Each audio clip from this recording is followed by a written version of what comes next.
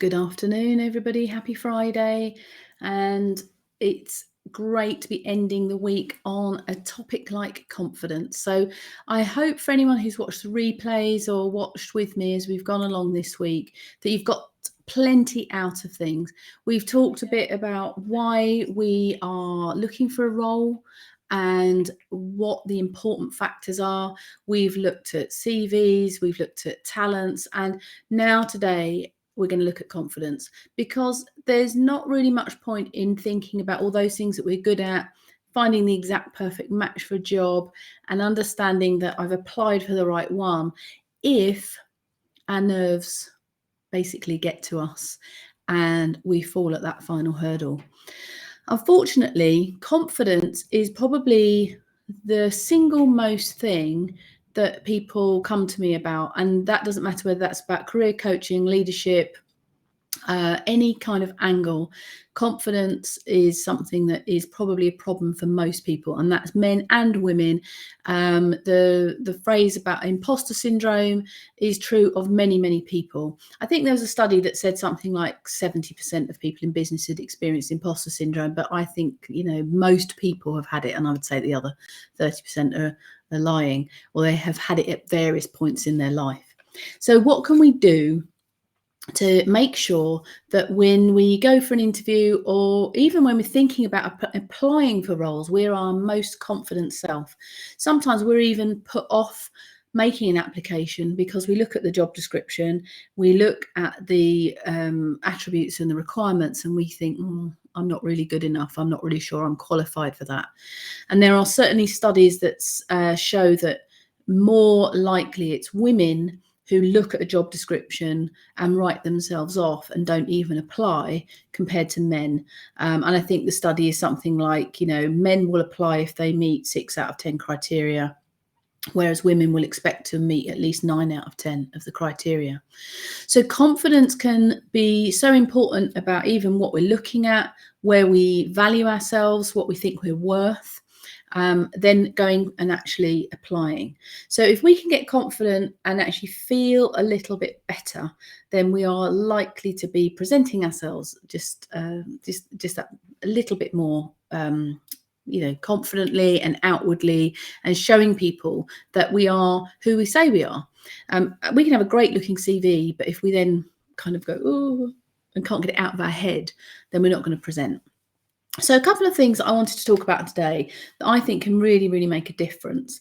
The first one is to actually start to remember those times when you do feel confident, or you did. Now, maybe we've had different events in our life, or we've taken a knock, maybe we've had a redundancy, maybe we've had some period of ill health, been off sick, been on maternity leave, and had an absence from the office that makes us feel a bit like, oh God, I just can't even think about how I could be confident. A good exercise is actually to sit down, be quite still and quite quiet, and if you can, go into a kind of a private room and sit and really think about a time when you were really confident. If you go onto my website, you'll see one of the podcast episodes actually takes you through like a guided exercise that will talk you through how to do that. I won't do that on here because it's quite long, but there is also a script for it in the book. So it talks about taking some time to relax and get yourself back into that time when you were feeling confident. And the memory is an amazing tool, because what will happen when you start to think back to when you were confident, you will start to remember little aspects of what it was about that particular moment in time that made you feel confident. And the challenge is to go back into that moment as if you're there, and the brain is brilliant at doing this. It can go right back in, and it can really see things, hear things, feel things, see how your posture was, see what you were wearing. And you can start to analyze that and think, the reason I was confident there was because, could be about the outfit, could be about the preparation that you'd done, could be the fact that you were standing up, sitting down, your posture was great. Whatever it is for you, really tune in to that moment. What it does is it reminds you that you have had moments in your life when you were confident. And what you're trying to do here is to really kind of tune in. What did that confident you teach you that you can take forward for today? And many people that I coach will say things, oh, yeah, I really knew my stuff then. I really, really was prepared. And so, what we learn from that, or what they take away from that, is that to be good in a meeting or in an interview, that preparation is key for them. For somebody else, a lady who said, oh, I'm wearing my killer heels, my kick-ass suit. And she immediately said, right, I'm going to go and pick out my best outfit. So whatever it is for you that comes up, that can help to remind you, and then get prepared, ready, so that you just start to feel confident. I think most people would say that there are things that we do in our routines or what we're wearing that can really make a difference. For some people, it might be, the hair, the makeup, or the outfit, the shoes, the suit, that will actually give them this sort of coat of armor. And I think we shouldn't underestimate that. So have a little look at that exercise and see if you can tune in to those confident moments and remember them. Now, oftentimes we don't really remember what it is that we are good at. And so another thing that I advise all of my clients to do is to keep like a praise diary, or a congratulations log, or a thank you folder. And this is for, any time that you get an email from somebody, a colleague at work, that says, thank you so much, you saved the day, or it was really kind of you to just spend that little bit of time with me, training me on so-and-so, or brilliant, you fixed that in 2 minutes and I could never have done that. Whenever you get a piece of praise, and it can be really small, thanks ever so much for turning up, or you great job. Doesn't matter what it is. What you're going to do is I used to create like a folder in my Outlook, I still do, to keep testimonials and things. And anytime I got a compliment, I would just put it straight into this folder. It can be used for things like appraisals. Anytime you've got some testimonial, or a bit of congratulations, or a review that's given you some bit of information that's praise. What you do is you put it all in the folder. And then when you're having a really bad day, you can go back to that folder and you can have a good look at it and go, oh yeah, I did that. And oh yeah, so-and-so said that, and that was good. And you start to get this boost because you'll start to be reminded of all the good things that you did. The other thing I do recommend doing is that, that's good for emails and things that are in writing. But you can also do, if someone says to you in a meeting, oh, thank you so much, that was just so helpful, or that was a great presentation, really loved that, great energy, whatever they've said, make sure you make a note of it. Send yourself an email that said, at the meeting today, John said that he was blown away by the level of quality, or the detail, or the inventiveness, or whatever. And write it down, email it to yourself, and then pop that in the folder. Sometimes when we are getting praise, we kind of dismiss it. And what we'll do is we'll walk out of the meeting and go, oh God, well, I could have done this. And we often, and so many of my clients do this, they don't even hear the praise because they've already moved on to the actions that came out of the meeting, or what should I do differently? Oh, I think I messed up a couple of words there. The whole thing went well. People praised and congratulated, but we focus on the little bit that didn't go quite so well. So what I want you to do is to really start to listen, and whenever someone says anything good, write it down, email it to yourself, and pop it into this folder. And then you've got a bit of a record. It's not just great for our self-esteem and our own sort of ego, but when you are, especially if you're in a business, when you're going for appraisal time, then it's brilliant to be able to go back to this folder and say, I had this feedback from this client, or this customer said brilliant. And you've just got some evidence that starts to show, and it'll just remind you of some of the skills that you're good at. Earlier in the week, we talked about natural talents. And a lot of people don't necessarily know what their natural talents are, because they'll say things like, oh, well, I just do that. surely everyone's as organised as me. Well, no, they're probably not. If you get lots and lots of praise about a particular thing, thank you for fixing my computer, thank you for being a superstar because I would never have known where to find that, and you got that file sorted for me, you saved the day. It will actually start to give you an indication of where some of your natural talents lie. It could be that you were really friendly and helpful and you're very people, could be very tech, could be very sales, whatever it is. You're going to start to see what the trends are for this praise.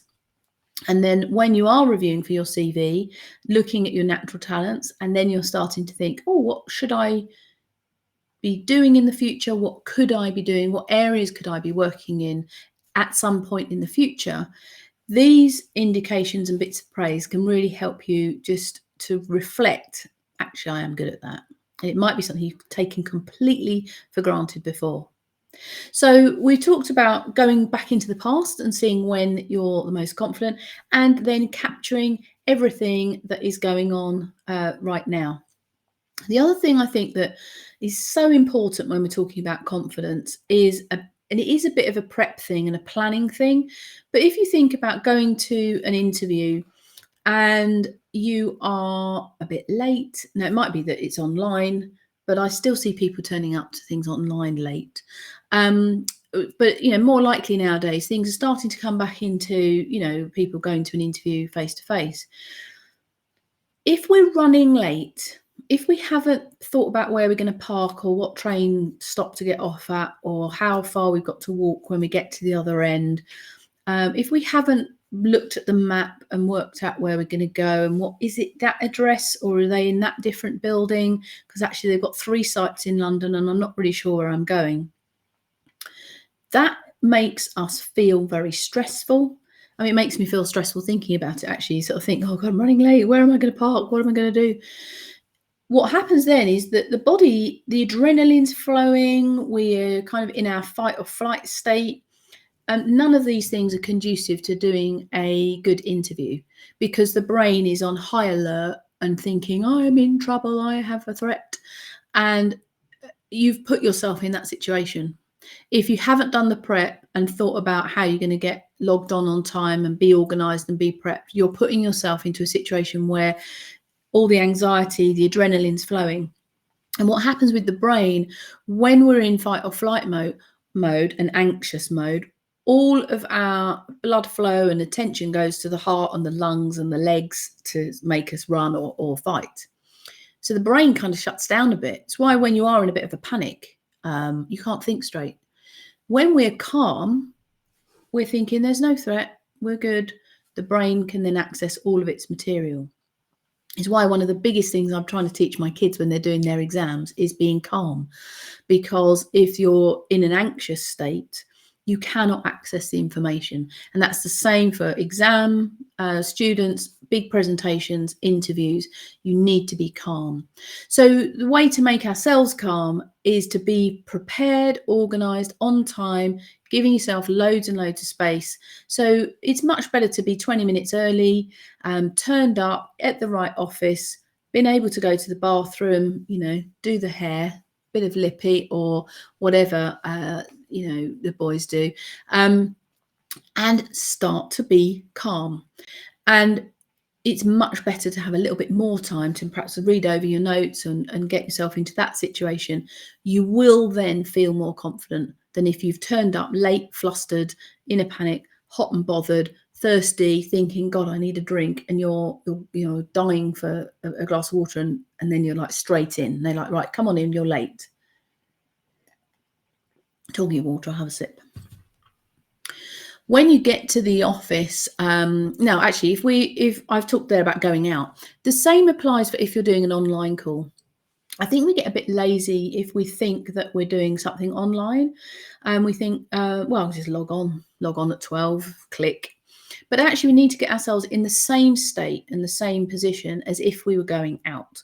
So you need to think still about what your outfit is, what your camera setup is like, what the lighting is like, what the backdrop is like, and making sure you've got your notes, a pen, a drink, and being ready and settled at your desk. in advance and not just sitting distracted on your phone or clicking about on other sites and other emails and then thinking, oh gosh, 1 minute to go, boom, I'm on. Use the same approach. Close down everything else on your laptop. Get what you need that is ready, the job description, your CV. There is an advantage for being doing an interview online because you can have notes or prompts and reminders behind the scenes that they can't see. I've got a couple of notes here and I've got my book here. But you can't see it. And in an interview, you can have whatever you like. You need to be organised so that you're not constantly referring to it, because if I was to sit here and read out my notes, it would look a bit weird. But it's there acting as a prompt. So you do have a bit of an advantage, but you've got to make sure that you have a desk that is organised and that you know what you're doing. You're not rustling around for lots of bits of paper, because that's just going to make you look just not very professional. So whether it's online or out and about, then making sure that you're prepared, organised in advance, and you've turned up on time in the right place at the right time. It does count. And I'm afraid when I was doing lots and lots of interviews back to back on a day, if I had 30-minute slots and people were late, they didn't get any longer because I had the next person turning up at the next slot. So all you're doing is cutting off your own time to sell yourself. And it gives a bad impression. If you can't organise yourself to turn up on time, are you going to be organised at work? Especially if it's a job that's all about organisation skill. So it does matter. If you are going to be late and you've been unavoidably held up, perhaps with a train strike or some accidents happened, try and make sure you ring in advance and just say, look, I was all destined to be there half an hour before, but the train's delayed and I'm stuck. So at least have the courtesy to tell them, because then at least they know that you were trying. It's not just that you've just wandered in late and don't care. So when you're there, one of the things, I've talked about this a lot. I think probably it's just something I've banged on about for so many years. A lady called Amy Cuddy talks about something called the power pose. It's being talked about a lot more recently. And when I was at a recent talk with Paul McKenna in London, he was talking about it. I think he's mentioned it in his book about stress. But she did a TED talk about 5 or 6 years ago now. She'd done some work looking at the effect of our posture on confidence. And I now work with coaching clients in this area quite a lot. And it's amazing to me, if I say to someone, put yourself into a position where you feel like you're going to be really nervous and worried and anxious. Most people do something like this.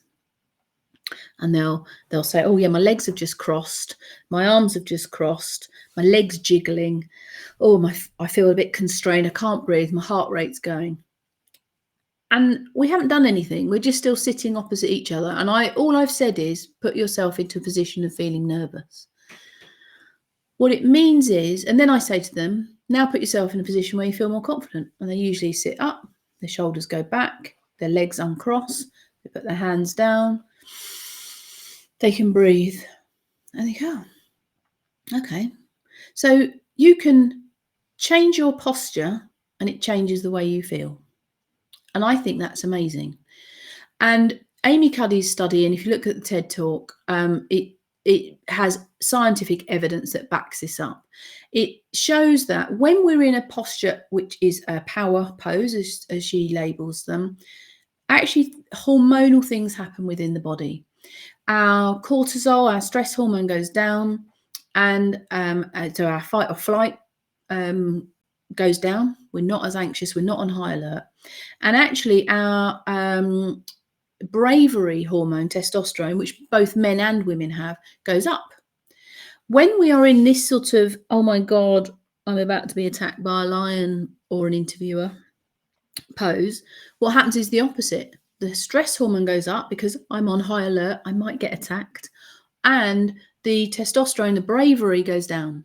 So even if you were arriving at an interview and you had been quite well prepared and you were quite organised, but if you sit in that reception, hunched over your phone, jiggling your leg and going, oh, I'm nervous, I'm nervous, I'm nervous, you are making yourself physically less confident. Okay, so one of the main things you can do is either go to the bathroom and do one of these power poses, which I'm going to show you in a second, or if that's not appropriate, or you are 20 minutes early and it would look a bit weird if you were in the bathroom for 20 minutes, you can just stand up in reception, because standing up is one of the key things, or at least sit with a good posture, not looking at your phone, not kind of jiggling about and being kind of anxiously nervous. So she has a couple of these power poses, and I'm going to demonstrate. One of them is she calls the Wonder Woman pose, and that is, and men can do it, but that is where you stand sort of hip width apart. I'm glad the camera doesn't go any further down, because then you see that I've got some woolly slippers on. But you put your hands on your hips and you have feet a little bit apart, and you then stand up and look outwards, and you're basically standing like this for 2 minutes. And what she found was that just 2 minutes of standing in that pose was enough to start bringing down the stress hormone and taking up the testosterone levels. Another pose, which is known as a power pose, is one that we typically see in kind of 1970s films, where a man is sat with his hands back and his feet up on the desk. That's a power pose. I wouldn't recommend you do that one in advance of an interview. And the other one is called winner pose, and that is where you see, Dame Kelly Holmes as she crossed the line running her 800 meters, and she did this with her fingers. I can't do it like that, but yeah, her fingers are up, so it's up, and I'm a winner. That is also found to be a power pose. Again, a tricky one to do in advance of an interview. So the power pose, the Wonder Woman that I just showed you, where you're standing feet apart and your hands on your hips, you can do that in the bathroom, 2 minutes on your own. Nobody needs to know that you've done it. Or if you're standing in reception waiting, you can be standing in a similar pose.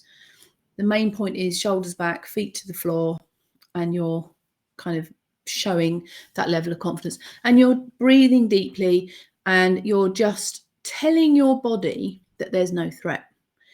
That's the ultimate side of it. You're telling yourself you're not in an alert fight or flight situation. And if you can do that, what will happen is the body will respond.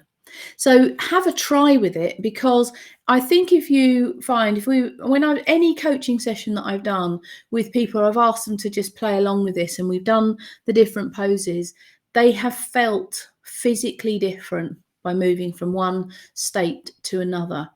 And it means that if you can recognize that we can feel differently in our bodies by being in different poses, then actually we can actually control that.